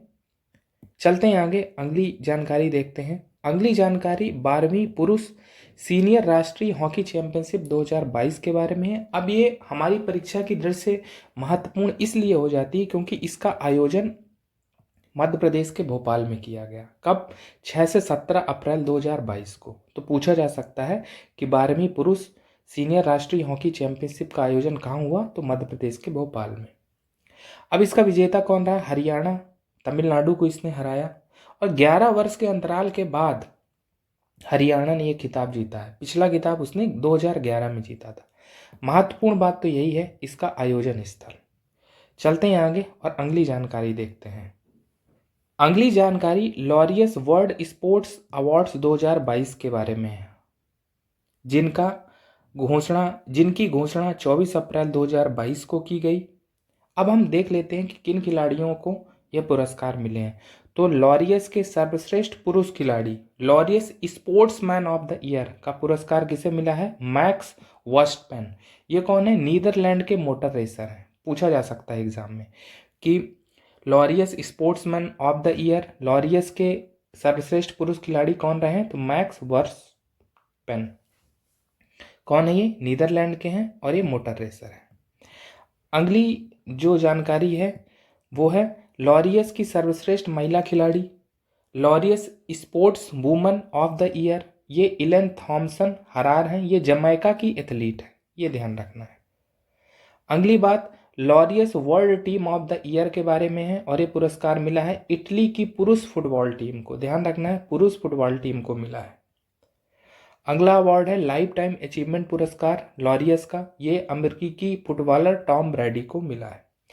एक बात जो महत्वपूर्ण है भारत के संदर्भ में वो हमें जानना है कि भारत के नीरज चोपड़ा, जो कि टोक्यो ओलंपिक में भाला फेंक में स्वर्ण पदक विजेता हैं, इनको Laureus breakthrough of the year पुरस्कार हेतु नामांकित किया गया था। नॉमिनेशन हुआ था इनका, लेकिन ये अंत में पुरस्कार नहीं जीत सके। तो ये बात थी भारत के संदर्भ में जो लॉरियस पुरस्कार से संबंधित है, इसलिए हमने इसको यहाँ पर रखने की कोशिश की है। तो आपको ये ध्यान रखना है कि यहाँ पर कोई भारतीय विजेता नहीं है। ठीक है, महत्वपूर्ण बात यही है। और भी महत्वपूर्ण बातों में आप देखेंगे कि Laureus sports world sports awards जो सर्वश्रेष्ठ पुरुष खिलाड़ी वो कौन है, सर्वश्रेष्ठ महिला खिलाड़ी कौन है, world team of the year कौन है, ठीक है, लाइफ टाइम अचीवमेंट किसे मिला है। चलते हैं आगे और अगली जानकारी देखते हैं। अगली जानकारी विजडन अवार्ड 2022 से है। अब विजडन क्या है?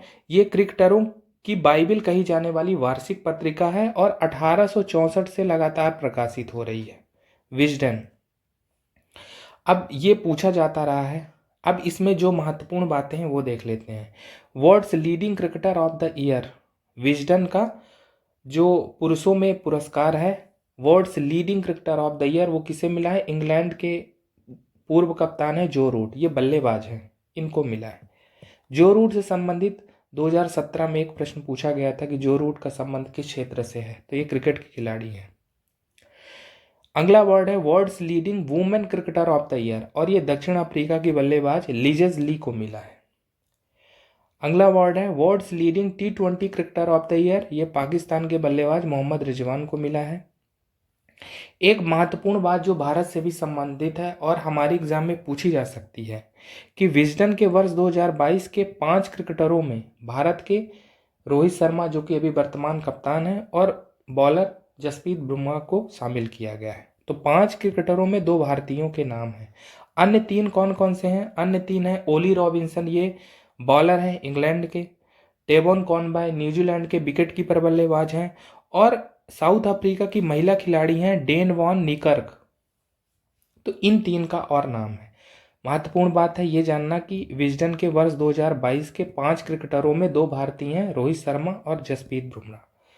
अब हम जान लेते हैं कि ये विजडन के वर्ष 2022 के 5 क्रिकेटरों को नामित करना या शामिल करना कितना महत्वपूर्ण है।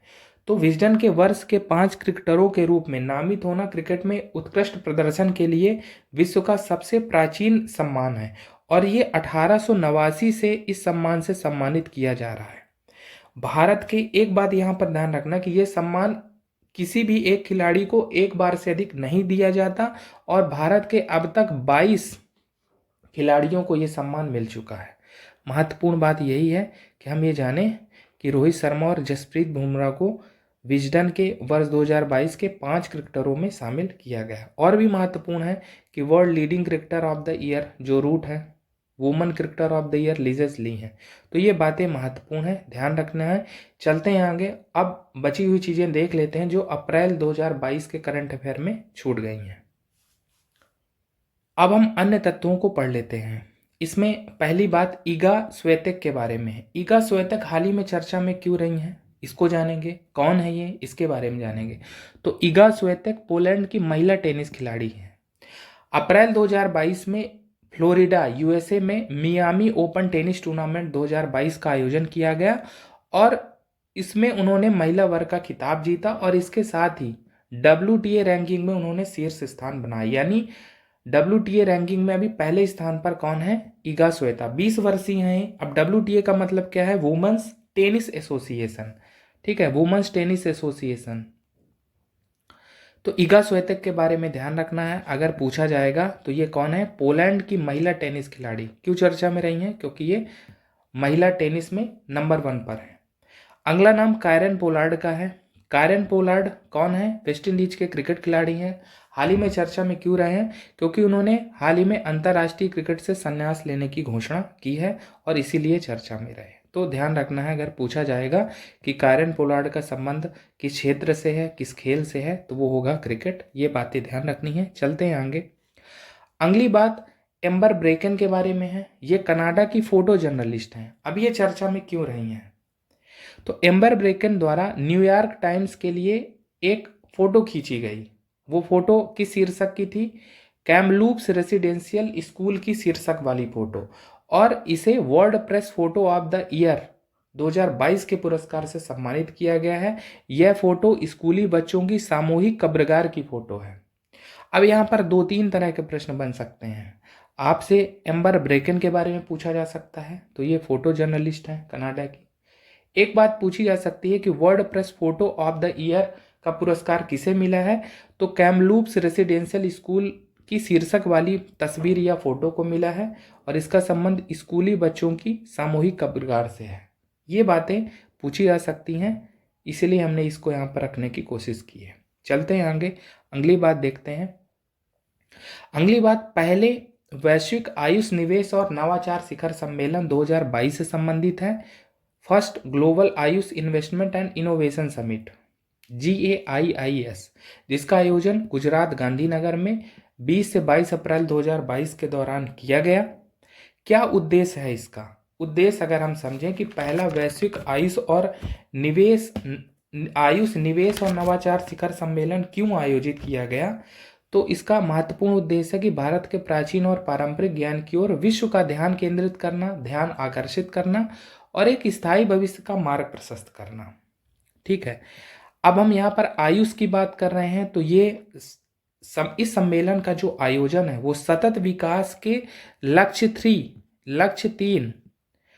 तीन क्या कहता है एसडीजी का, अच्छा स्वास्थ्य और कल्याण, यानी उसी के अनुरूप में है ये इस सम्मेलन का आयोजन। तो ये बातें हमें ध्यान रखनी है। महत्वपूर्ण बात तो यही है कि हम ये जानें कि पहला वैश्विक आयुष निवेश और नवाचार शिखर सम्मेलन 2022 गुजरात के गांधीनगर में अप्रैल 2022 में किया गया। इसके उद्देश्य को भी ध्यान रखना है। चलते हैं आगे और आज की अंतिम जानकारी देख लेते हैं। एक अंतिम जानकारी इसमें यह है कि हाल ही में भारत सरकार द्वारा स्मारक सिक्का व डाक टिकट जारी किया गया है।